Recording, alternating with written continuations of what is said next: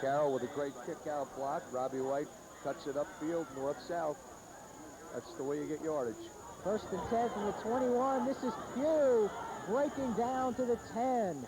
11-yard pickup for Bruce Pugh as Neptune rolling for yardage in big chunks and driving for their 3rd score of the day. Here's the dive play we've been talking about, man blocking, and it's a quick opener, and Pugh running very, very hard up the middle. It's a nice gainer. Looks like it'll be 1st and 10 from the 10. White up the middle and down near the 5-yard line as the clock runs with 6.5 minutes to play in the 1st half, and Neptune threatening to push over its 3rd touchdown and take what would be a 20-point lead. Right now the Flyers lead 14-0. Lowe gives to White, tripped up as he dives inside the 5, down near the 2. They said his knee went down on about the 3 there. Okay. That's what it'll be, 3rd down and 3. It looks like the Scarlet Flyers could pick up a 1st down here. White down near the goal line, no signal yet. It will be 4th down. I got a feeling you'll see the same play that they just ran again. Some of the Neptune players signal touchdown, but the referees want to take a look at it. They're going to measure.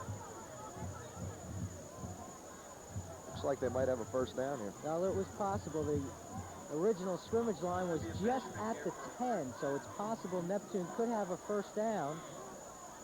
And they do. It will be 1st and goal from inside the 1.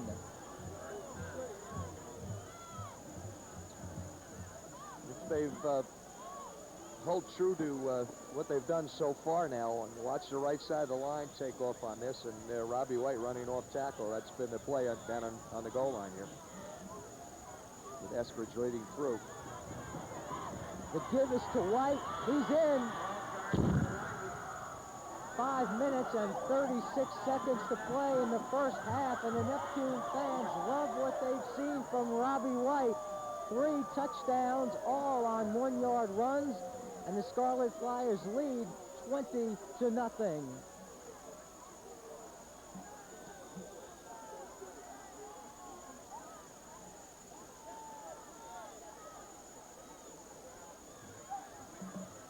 Caesar Dwyer, number 6, in for the extra point out of Williams' hold. The kick is up, and the kick is good. So there have been 3 1-yard touchdown runs by Robbie White, 3 extra points by Caesar Dwyer, and that has built a 21-0 lead for the Neptune Scarlet Flyers. We'll take a break and be back with more action right after this.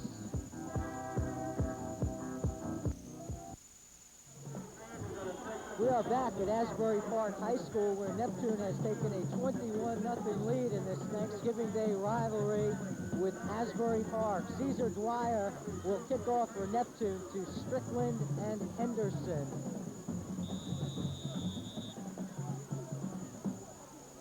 Low line drive will be taken by Henderson at the 15, picking his way through the middle, and a good return out to the 33.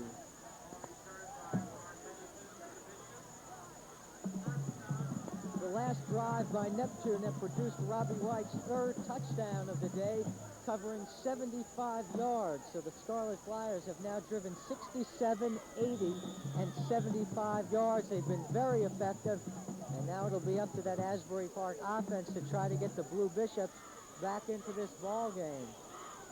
Neptune defense has been stingy with yardage, to say the least, forcing 3 Asbury Park punts. 1st and 10, Larry Johnson, 42, being wrestled to the ground by the Neptune defense. The ball comes flying out of the huddle, or I should say the pileup, and Johnson follows. Neptune is sending their backers a lot now. Eskridge and Carroll are you know, filling out the off-tackle holes, and what they're doing is they're slanting some of their linemen into other gaps, and it's giving Asbury some problems here. I think Asbury needs to loosen things up a little bit and possibly throw a couple of passes here. 2nd and 7.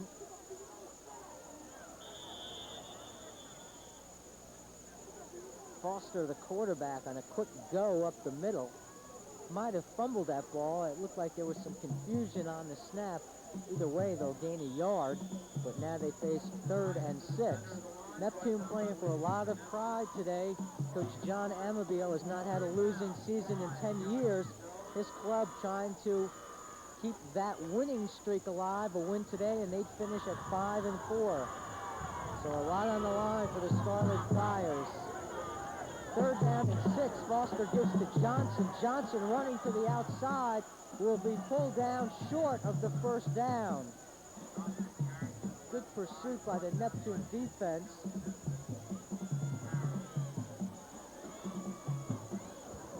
Asbury Park with the decision. They will call timeout with 3 minutes and 39 seconds to play in the 1st half. Asbury Park will have 4th and 2. Cold, clear morning, the wind blowing in off the lake, and a very scenic Asbury Park Stadium.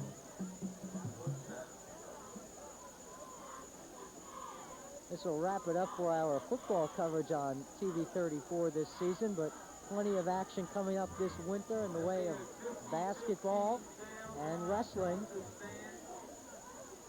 Been an exciting football season. We've seen a lot of good players, and no disappointments. We've had some good games. Last week, of course, we had that state game that was very enjoyable right down to the last couple of seconds. And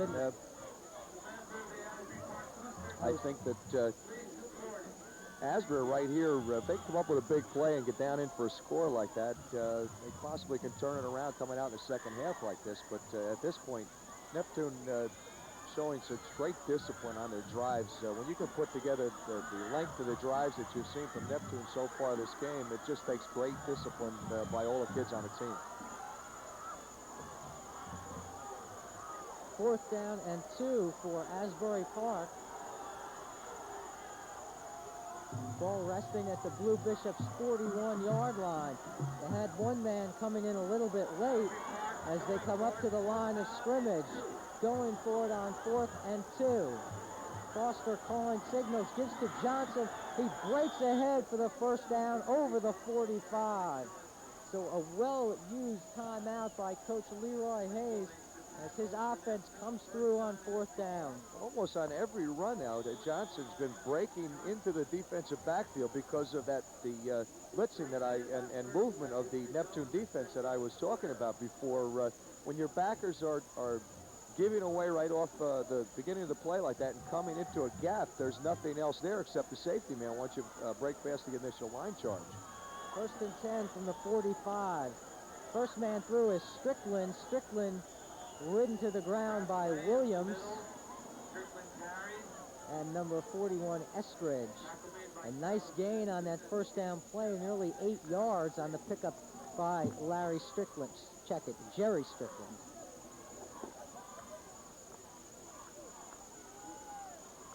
And now Asbury Park can have a little room to work here on 2nd and 2. They've been facing some long situations on 2nd down, but a break here after the 8-yard pickup by Strickland, who is now met by the middle of the line.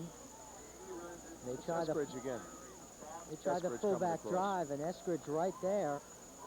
I had mentioned earlier in the ball game that I felt the key for Asbury here was that they had to handle Carroll and Eskridge, and the times that they have blocked them, they've been making some nice chunks of yardage. But the thing is, you've got to do it consistently to beat this Neptune team. 2 minutes, 10 seconds left in the 1st half. Neptune leads 21-0. Asbury Park on the drive. 3rd and 2. Johnson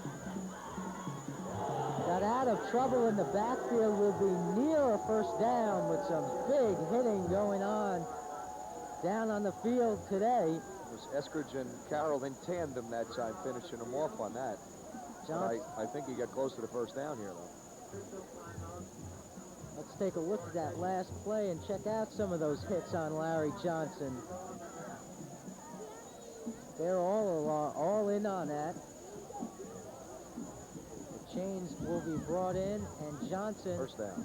has the first down. So this is Asbury Park's nicest drive of this ball game. It has now gone 7 plays. The Bishops took over at their own 33-yard line. They have moved to the Neptune 44. 1:45 left in the first half, and the clock is running. Johnson tries to break through the line. That time it was Carroll and number 70, Wayne Jones, combining to make the tackle. It'll be second down, 8 yards to go for Asbury Park. 1 minute, 20 seconds to go in the half. Johnson may have picked up a yard down to the 44. Call it a 2-yard gain and say it's 2nd and 8. That's the kind of situation Asbury Park has faced in this first half. Long second down calls.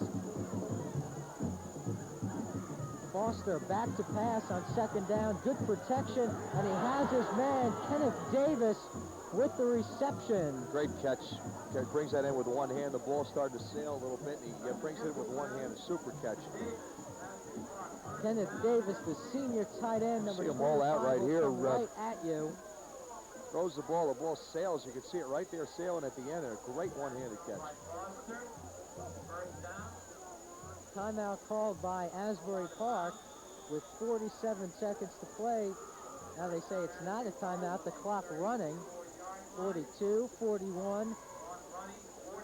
It'll be first down and 10 from the Neptune 34. 10th play of the drive coming up right here.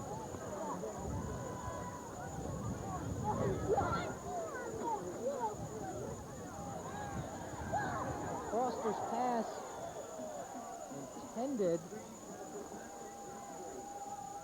for number 25, Ken Davis. Lyons is right there on the coverage. Was a little bit too quick on the screen. Had it developed a little more slowly like that, I think Asbury would have had that whole side there. Of course, Lyons played it very well. That stops the clock with 22 seconds left in the first half. Second down and 10 from the Neptune 34. Get single coverage on the tight end here. I think that would be the guy that they should be looking to. That would be Davis. He's open, but they go the other way, and the pass interference. He's all over him on that. The pass was caught, and a penalty flag was thrown. Pass caught by number 10. That is MacArthur Davis.